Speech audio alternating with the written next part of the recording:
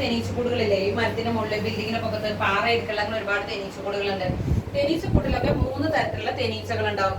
ആൺതേനീച്ചകളും പെൺതേനീച്ചകളും റാണിത്തേനീച്ചയൊക്കെ ഉണ്ടാവും. ആൺതേനീച്ചകൾ എന്ന് പറയുമ്പോൾ പൊതുവെ ലേസി ബീസ് ആണ്. മടിയനീച്ചകൾ പ്രത്യേകിച്ച് പണികളൊന്നും ചെയ്യില്ല. പെൺതേനീച്ചകളാണ് ആ കൂട്ടിലെ എല്ലാ പണികളും ചെയ്യുന്നത്. പിന്നെയുള്ളത് റാണിയാവുമ്പോൾ ഒരുപാട് പ്രത്യേകതകളുണ്ട്.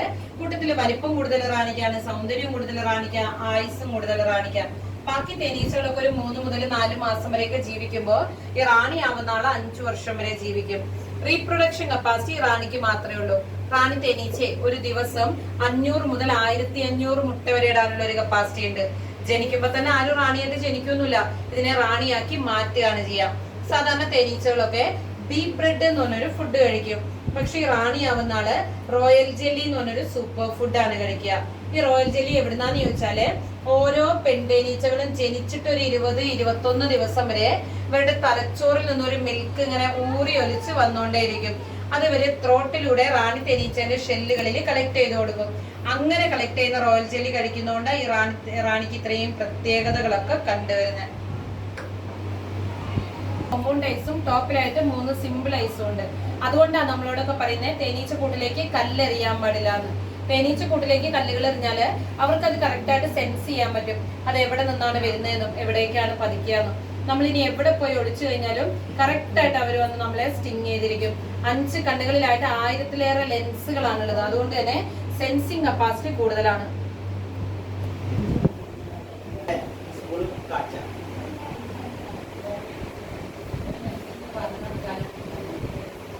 മെഴുകാണ് ബീ വാക്സ്. തേനീച്ചകൾ അവരുടെ ശരീരത്തിൽ നിന്ന് ഉത്പാദിപ്പിക്കുന്നതാണ്.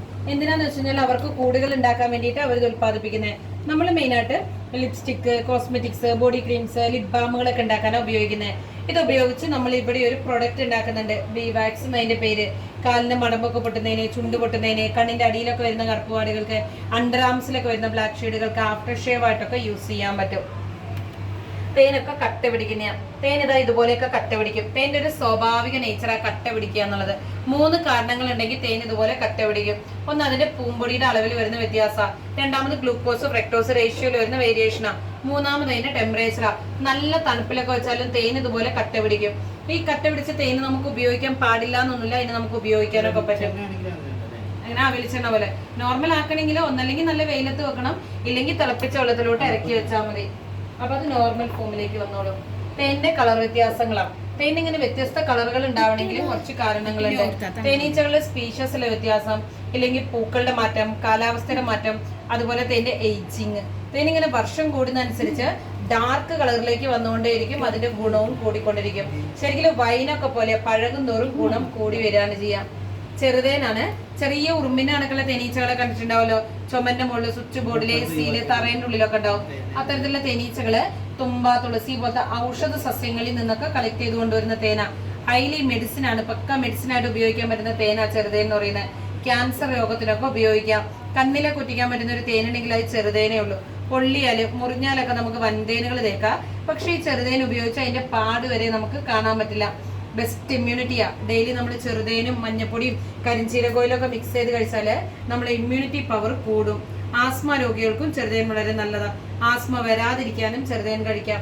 ഏതെങ്കിലും തരത്തിലുള്ള അലർജി പ്രോബ്ലം ഉള്ളവർക്ക് വൈറൽ ഫീവർ വരാതിരിക്കാനൊക്കെ ചെറുതേൻ ബെസ്റ്റാണ്. തേനുകളുടെ രാജാവ് എന്നറിയപ്പെടുന്നതും ചെറുതേനാണ്. തേനുകളിൽ വെച്ച് ഏറ്റവും റേറ്റും ചെറുതേനാണ്. കാരണം അതിന്റെ അവൈലബിലിറ്റി അത്രയ്ക്ക് കുറവാണ്. സയന്റിസ്റ്റ് ആണ്.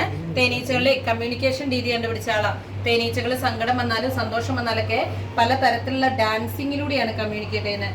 ആ തിയറി കണ്ടുപിടിച്ച ആളാണ് അദ്ദേഹം. അദ്ദേഹത്തിന് നൊബേൽ പ്രൈസ് വരെ ലഭിച്ചിട്ടുണ്ട്. ഓസ്ട്രിയക്കാരനാണ്.